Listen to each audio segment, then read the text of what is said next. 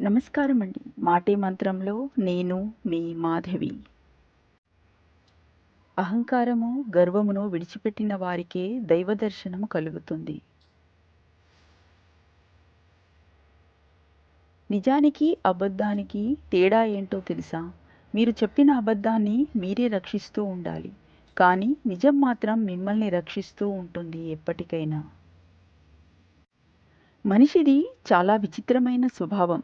ఇసుకలో సౌధం చూస్తాడు, రాయిలో శిల్పం చూస్తాడు, లోహంలో ఆభరణం చూస్తాడు, ఆకులో ఔషధం చూస్తాడు, అద్దంలో అందం చూస్తాడు. కానీ సాటి మనిషిలో మాత్రం మనిషిని చూడలేడు ఎందుకో.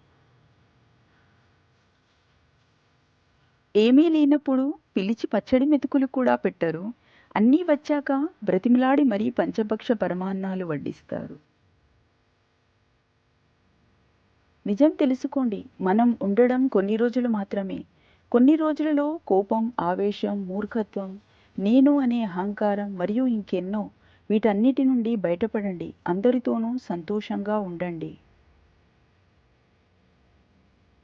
చేసిన తప్పును ఒప్పుకొని సారీ చెప్పే వారిని ఎప్పుడూ దూరం చేసుకోకండి. అలాంటి వారే నిజాయితీగా ఉంటారు. వాళ్ళు ఈగో కంటే మీకే ఎక్కువ విలువను ఇస్తున్నారని తెలుసుకోండి. అది బంధమైనా, స్నేహమైనా. ఇది మీకు తెలుసా? మనం ఎప్పుడు ఓడిపోతామా, ఎప్పుడు పడిపోతామా అని మన శత్రువుల కంటే ఎక్కువగా మన అనుకున్న వాళ్ళే ఎదురు చూస్తూ ఉంటారు. ఈ ప్రపంచంలో సమస్యలు లేని మనిషి ఉండడు. అలాగే పరిష్కారం లేని సమస్య ఉండదు. సమస్యల కోసం ఆలోచిస్తుండే వారికి బాధ, దుఃఖం మిగులుతుంది. కష్టంగా ఉన్నా సరే ఒంటరితనమే మంచిది. బాధ పెట్టేవాళ్ళు ఉండరు. మన కోసం ఒకరు బాధపడాల్సిన అవసరం ఉండదు.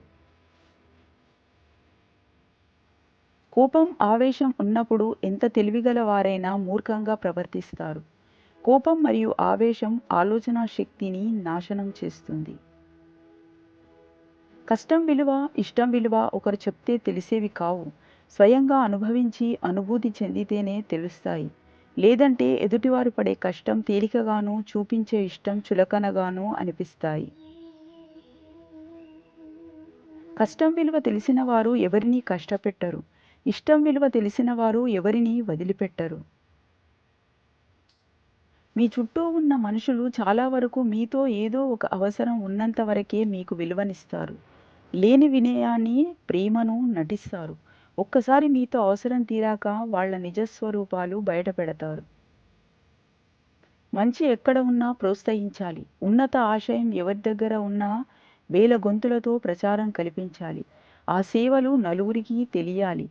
అది ప్రతి మనస్సుని కదిలించాలి. ఆ స్పందనతో ప్రతి ఒక్కరూ చేయగలిగినంత సహాయం చేయాలి. స్పందించే ప్రతి మనస్సుకి శతకోటి వందనాలు.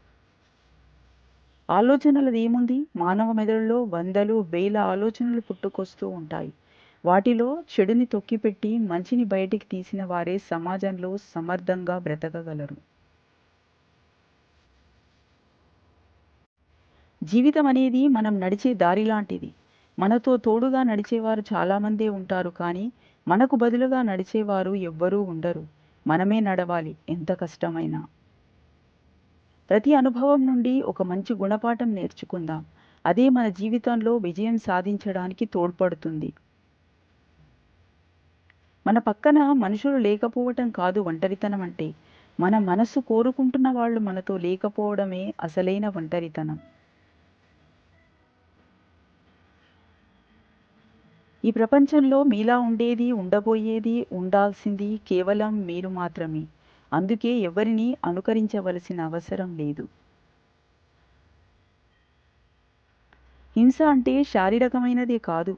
మాటలతో ఎదుటివారిని బాధపెట్టినా అది హింసే అవుతుంది. శరీరానికి మరణం ఒక్కసారి మాత్రమే. కానీ మనసుకు తప్పు చేసిన ప్రతిసారి మరణమే. మనం చేసే మంచి పనులైనా, చెడు పనులైనా నీడలా మనల్ని వెంటాడుతూనే ఉంటాయి. ఆశ దుఃఖానికి హేతువు అవుతుంది. ఆశ నుండి విముక్తి పొందితే దుఃఖం అంతమవుతుంది. జీవితం అంటే మిమ్మల్ని మీరు చూసుకోవటం కాదు. మిమ్మల్ని మీరు రూపుదిద్దుకోవటం. సంతోషం నేర్పలేని ఎన్నో విషయాలను కన్నీళ్లు నేర్పిస్తాయి. గెలుపు నేర్పలేని ఎన్నో పాఠాలను ఓటమి బోధిస్తుంది. స్నేహం నేర్పలేని ఎన్నో జాగ్రత్తలను మోసం చెబుతుంది. కాలం ఎప్పుడూ ఒకేలా ఉండదు. మనం ఇప్పుడు బాధపడుతూ ఉండొచ్చు, కానీ మనం బాధ పెట్టకపోయినా సరే మనల్ని బాధపెట్టిన వారు బాధపడే ఒక రోజు ఖచ్చితంగా వస్తుంది.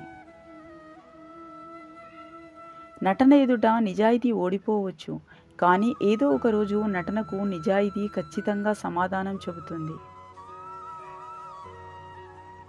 మనస్సులో మాలిన్యం ఉన్నప్పుడు శరీరాన్ని ఎంత శుభ్రంగా ఉంచుకుంటే ఏం లాభం? చేపలు రాత్రింబగళ్ళు నీళ్లల్లోనే ఉన్నా వాటి వాసన పోదు కదా. Thank you so much for watching this video.